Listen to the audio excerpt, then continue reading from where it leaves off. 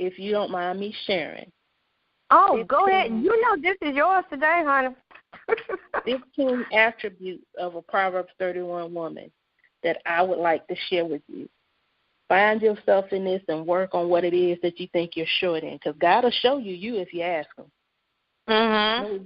Number 1 is she has her husband's heart. He truly loves you. 2 is your husband trusts you. Are you a woman of integrity? She's a help financially. She's not the provider, but she's a help. She's a good cook and domesticated. She's industrious, which means she is able to run a business and manage a household. She, like I said, she oversees the household. Her house is in order, meaning it's clean. She's managing the children if you have children there. She is a woman of strength. She doesn't crumble at every problem. She has a giving heart and spirit.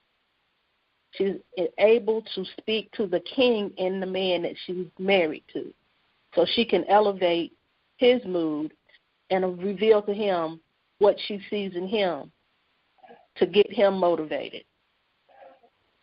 She dresses well, so she's not showing all her goodies to everybody.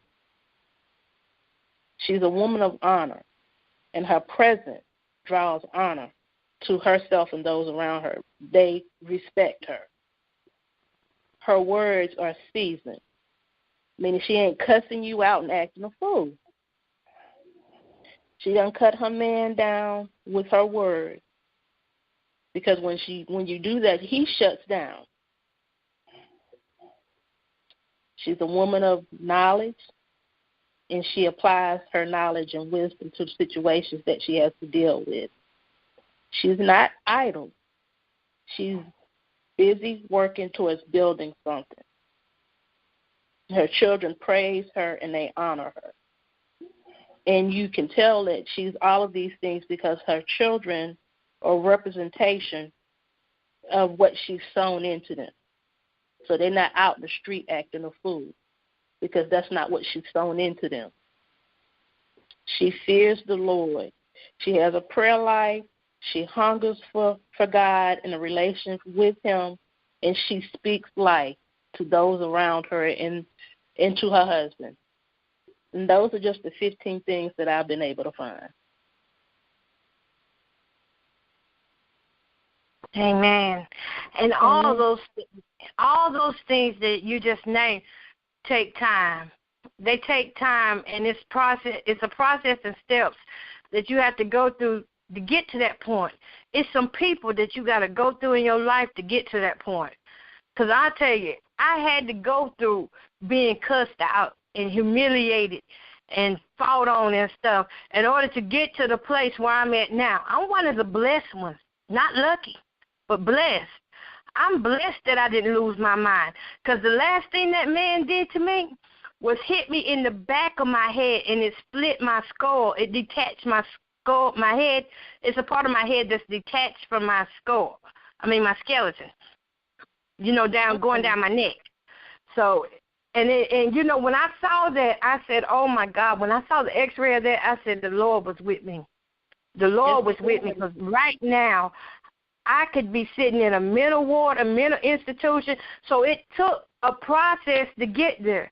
And perhaps I could have not skipped steps, but I could have got out of some of the things if I had, had the wisdom and the knowledge, that I have now. But like I said, it took time in going through that in order for me to get what I got now. And that's why I fight so hard for women, in the spirit and also in the natural. When I see women going through and acting needy and, just really begging for that attention, you don't know who you begging to come in your life. I'm telling you, Satan hears too. He does. Satan hears you. He sees your neediness. He sees your loneliness. He sees you crying back there in that room, telling my Lord, send me somebody. Satan hears too. So you got to be careful about saying that, because if you say he will send a placeholder that would delay who it is that you're supposed to be with. Say that, yes. Yeah. And then you'll be sitting up there wondering, how did I get like this? I'm ready to get out of this relationship but don't know how. Because he didn't threw his lines on you. He didn't threw his eyes on you. He didn't threw his sex on you. So you feeling now you got a little jealousy in you. You don't want to give him up because the sex might be a little good. You don't want to give him up because the financial means might be a little good. He may be paying all your bills and giving you hell at the same time. So you have to get to a place where you allow God to take you through these steps, but you don't stay no longer than he tell you to stay. And there is a time limit. You better run. Yeah, there is a time limit on it. He sends you warning before destruction. Yes, he does. And he goes before you so you don't have no reason why you can't get up out of it. It's because you choose and also because you don't know better. A lot of women don't know better. A lot of women right now, 60-some years old, don't know any better. Because that's what they learned in their environment. That's how they were raised. That's how their parents came up, beating each other and stuff. And so they said, we don't believe in divorce. So they kept them there together. And they continued to live lives, miserable lives. Just because they were influenced by what they had learned from their previous generations. That's the power of scarcity. That man is insecure. So he going to keep you to himself, not let you get dressed up, not let you have a free mind, not let you, get out and do the things that a Proverb 31 lady does. It's some ladies that can't even show up on the school ground because they got such a jealous man. She can't be there for her children because of that. It's some women that can't work nowhere but in the house. Woman's work, that's what he calls it. She depended on him for all kind of financial help. Exactly. She don't know how to exist without him, so that's a form of keeping her in bondage because if she gets a little bit of confidence or just knowing how to do certain things, she might leave me and she might realize that she deserved better. Yep, limited mindset. A limited mindset, my God. So that's why we got to be careful how we present ourselves. Even when we know that we are out here looking, you still got to be careful how you present yourself because even what's on the outside going to draw some attraction to somebody, and it may be the wrong ones. Because, listen, I'm going to tell you something, and women might not admit it, but a man knows a weak woman. Yes, he does. He knows a weak woman. A man knows when a woman has low self-esteem and is insecure. I don't know how he knows it, but he knows it. He knows the women that he can prey on. That's absolutely true. And these days, it's mostly women who have jobs or either have a home to themselves. And, it went through a season where a lot of guys were just trying to get with the women who had children and were getting government assistance so they didn't have to go work. They could lay up and eat the food stamps up and, take the little kids' child support money and buy themselves Nikes and stuff. It's crazy, but it's real. Yeah, scarcity creates a mindset of fear, a mindset of lack, and definitely a mindset of panic, if you allow it. Anxiety, yep. Real careful about what you repeat to yourself, who you allow to speak over you, who you allow to pray over you, because every smiling face ain't your friend. That's it. Scarcity is about like whenever after Thanksgiving they had that Black Friday sale, y'all can go get them cell phones and stuff like $20, and everybody tries to run all at one time because they think they ain't going to get that price again because it's limited time. That's a perfect example. That's how scarcity is. Everybody's trying to run in the church and get the preacher with these little short skirts on and stuff. Yeah, it's some women like that, and there's some probably listen to this broadcast. They're trying to run in there and get the preacher because they feel like somebody else has them. And if they don't get them now, guess what? They ain't going to get them. That's how it is.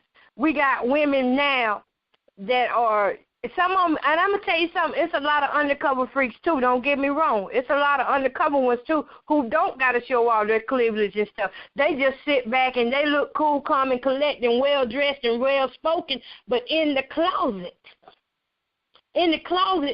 prayer ain't the only thing that's going on in that closet. Amen? So, so you got to be careful how you present yourself and compare yourself to others, and just don't try to take no shortcuts. There's a lesson in everything we go through. It's the reason that God put all this stuff in us, and when He mixed up the cake that I call a woman, He didn't put her in the microwave. He put her in the oven. So why are we in such a hurry to put ourselves in these microwave situations that don't last? Mhm. That's right.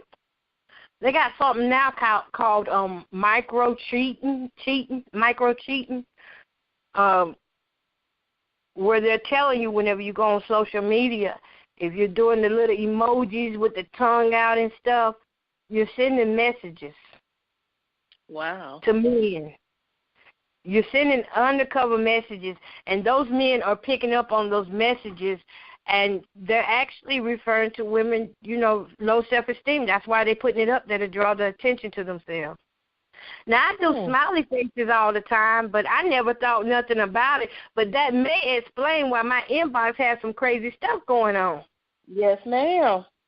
Because it was a time, like whenever I respond back to people, I don't care who it is, man or woman, when I respond back, I'll put 3 smiles on there. But I just learned that can be sending off the wrong type of attraction. I might not mean nothing by it, but, don't nobody else know that. Right. For all they know, that's flirting. That's flirting. So when I was studying, I learned that. I was going to talk about it for my Relationship 411 coming up Thursday, how you can send messages and don't even realize that these emojis are of the devil. These emojis, everything they do. Yeah. These emojis have interpretations that you wouldn't believe. When I find that article, y'all, I'm going to put it in the Kiva inbox so that everybody can read it so you can be more aware. Listen, when we don't pay attention to what's put before us, we don't know. And so we'll continue to do it. But listen, the thing about it, once you know what's going on out here and you're made aware of it, it's up to you if you continue to do it or not, Mhm. I really love my smiles. I think what I do is put my smiles on my post, but when I respond back to somebody, I'm not going to put any smiles. That's because I'm going to try it out just to see. Huh? I said that's about the safest thing you can do from what you're telling me. Oh, yes. Yeah, because I was wondering. I was like, dang, all I said was, hey, or either, congratulations or something on somebody's post. And next thing I know, I got inboxes like, do you want to go out? I had a guy last week, 2 guys, sent me a picture in the inbox of their peckers. And I said, you know what? I did to, yes. And I said, you know what I did to somebody? I said, I screenshotted it and put it all on a video site. Now, I really didn't do that, but I screenshotted it to scare him and tell him, don't disrespect me like that again. I said, it may be some women out here who get a thrill off in that, but I don't get a thrill off of it. First of all, I'm not going to play with my emotions like that. Second of all, the first thing is disrespect. And they already know, I'm going to tell you what it's called. It's called testing the temperature.